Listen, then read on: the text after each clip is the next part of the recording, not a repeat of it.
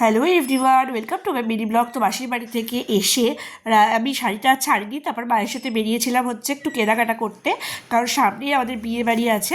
তো মা ওই জন্য কিছু জিনিসপত্র কিনতে গেছিলো। তো তারপর দেখতে দেখতে এই যে রাস্তার মুখে দেখলাম ঠাকুর, আর এই যে এই শাড়িটা দেখছো, এই শাড়িটাই মা নিয়েছে। কি সিল্ক জানি না বললো, ঠিক আমার ঠিক মনে নেই, বাট শাড়িটি খুব সুন্দর।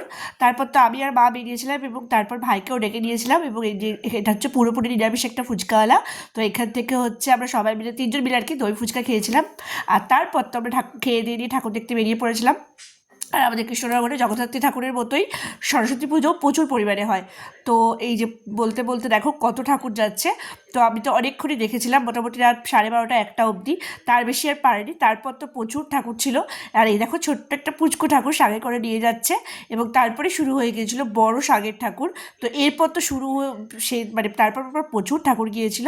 তো দেখা হচ্ছে পরবর্তী